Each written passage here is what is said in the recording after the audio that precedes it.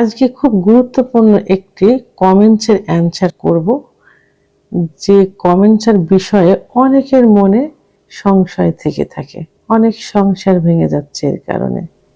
আসলে এই বিষয়টা কিন্তু এতটাই গুরুত্বপূর্ণ যে যদি জানা থাকে অনেক সংসার কিন্তু অ্যাডজাস্ট অবস্থায় থাকে।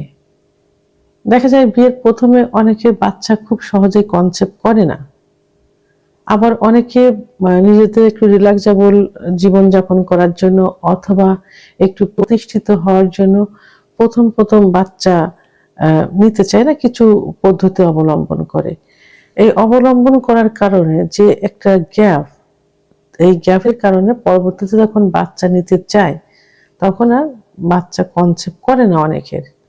তাই কিছুদিন অপেক্ষা করার পরেই তখন তারা ডিসিশন নিতে চায়, বিশেষ করে স্বামীর পক্ষ থেকে যেটা হয়ে থাকে যে বয়স হয়ে গেছে, ওয়াইফের হয়তো বাচ্চা আর হবে না, তখন তারা আবার দ্বিতীয় বিয়ে করতে চায়। ফ্যামিলির চাপে হোক, নিজের জন্য হোক, আবার স্ত্রীরাও অনেকে স্বামীকে করাতে চায় নিজে একটু সুখে স্বামীর কাছে আশ্রয় হিসাবে থাকার জন্য।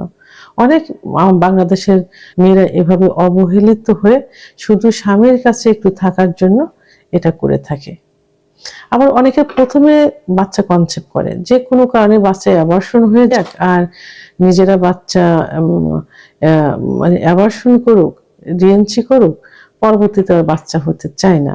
কিছুদিন দেখার পরে স্বামীকে বিয়ে দেয় অথবা ফ্যামিলি থেকে বিয়ে দেয়, এভাবে এটাই হয়। কিন্তু না, আসলে কনসেপ্ট কিন্তু মেনোপজের পূর্ব পর্যন্ত কিন্তু কনসেপ্ট করা সম্ভব একটা মেয়ের, যদি তাদের পুরুষের অর্থাৎ তার স্বামীর সুস্থ শুক্রাণু থাকে এবং তার সুস্থ ডিম্বাণু থাকে, তাহলেই কিন্তু কনসেপ্ট করা সম্ভব। তবে সেক্ষেত্রে যেমন বিয়ের প্রথমে যেমন মাসিক শুরু হওয়ার প্রথমে 12 বা অনেকের কিন্তু দেখা যায় যে 11-12 বছর বয়সেও কিন্তু পিরিয়ড হয়। তো সেক্ষেত্রে 12-13 বছর বয়সে যখন প্রথম পিরিয়ড হয় তখন কিন্তু কনসেপ্ট করতে সমস্যা হয়, কারণ ডিম্বাণুগুলো তখন ওইভাবে সক্রিয় হয় না। তবে আবার কিন্তু দেখা যায় অল্প বয়সের বাচ্চাদের কিন্তু কনসেপ্ট করছে। তবে 18 থেকে 35 বছর বয়স পর্যন্ত ডিম্বাণুগুলো পরিপক্ক থাকে এবং তখন গুচ্ছ অনেক ডিম্বাণু কিন্তু প্রতি মাসে তৈরি হয়। এইভাবে তৈরি হতে এইভাবে বেরোতে প্রতি মাসে বেরোতে একটা পর্যায়ে যে 35-এর পরে যে 40 পর্যন্ত সেই ডিম্বাণুগুলো কি হয়, কমে যায়। তখন অনেকের আশা থাকে যে হয়তো আর বাচ্চা হবে না, কিন্তু না, এর পরেও কিন্তু বাচ্চা হয়। আমি এমনও দেখেছি যে মেনোপজের আগেও 47-48 বছর বয়সেও কিন্তু অনেকের বাচ্চা কনসেপ্ট করছে, আমি দেখেছি। তো সেক্ষেত্রে কি করতে হবে, 40-এর পরে যে যদি কারো সংশয় থেকে থাকে তো অবশ্যই একজন ফার্টিলিটি ডাক্তার অথবা একজন অভিজ্ঞ সম্পন্ন রেজিস্টারকৃত হোমিওপ্যাথি ডাক্তারের শরণাপন্ন হতে হবে।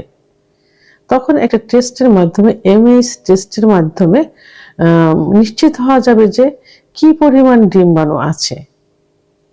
যদি ডিম্বাণুর সংখ্যা কম থাকে তাহলে কি ন্যাচারাল ভাবে, স্বাভাবিকভাবে ওজন কন্ট্রোলের মাধ্যমে, সঠিক খাদ্য অভ্যাসের মাধ্যমে, পর্যাপ্ত ঘুমের মাধ্যমে বাচ্চা তারা নিতে পারে, কিন্তু স্বাভাবিকভাবে ন্যাচারাল ভাবে বাচ্চা নিতে পারে বা বাচ্চা কনসিভ হতে পারে। তো সেক্ষেত্রে এবং সেটাও যদি না হয় তখন ডাক্তার কিছু চিকিৎসা দিবেন।